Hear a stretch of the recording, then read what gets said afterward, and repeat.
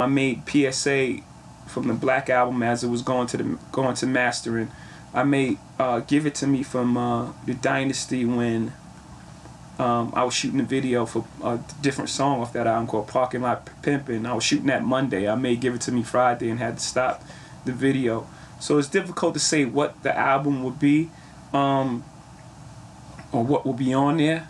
You know, so I'll tell you some favorites and it probably won't be on it because I usually try to make one single unit, like a piece. So sometimes some records are better than others, you know, and it won't make it just because it doesn't fit the album. You know, that's a very long-winded answer, but to get back to the original question, I guess my favorites would be, I hope they make the album. You know, a song called Already Home is pretty strong, and Forever Young, and Venus Versus, just so many different songs. I have no idea how, you know, I'm just still recording, so I don't know what makes the album at the end of the day. Yeah, I come from the school of making albums. I know right now, you know, with everything being digital and everything being so fast and everything, that, you know, everything is separate and people, you know, make their own compilations. So I got 1,000 playlists in my iPod right now, so you know, I make my own albums as well. But I try to make albums because for me it's a capsule of time.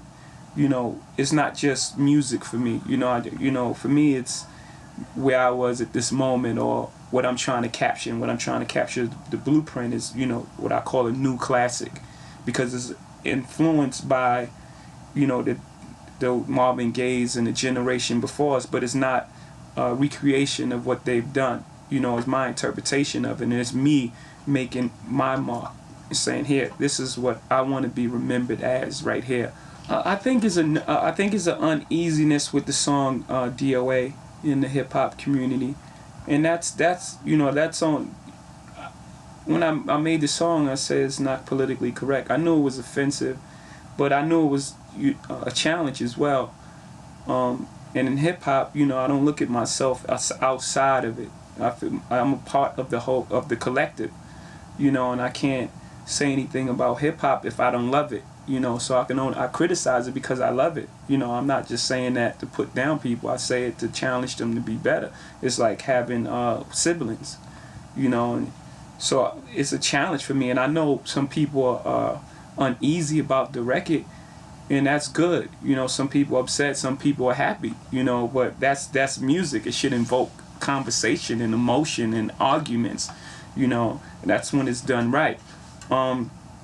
So yeah, some people are offended, and some people, I mean, usually people that are offended are those who are comfortable in their position, because, you know, a person like Kanye West, he isn't offended because he can make different types of music. He uses auto-tune all the time. And actually, he was part of the creation of the song. So that's the irony of that. The guy who just made an entire album using auto-tune is part of it, you know, and that's just the artistic freedom that, you know, he wants for himself, that he loves out of other artists as well, and that's a strong person, and he knows he can make different type of things. Like, okay, is auto-tune over, or, you know, I'll move on to something else. If someone's using it as a gimmick or a crutch, then maybe they'll be upset, or maybe they'll be uncomfortable with it.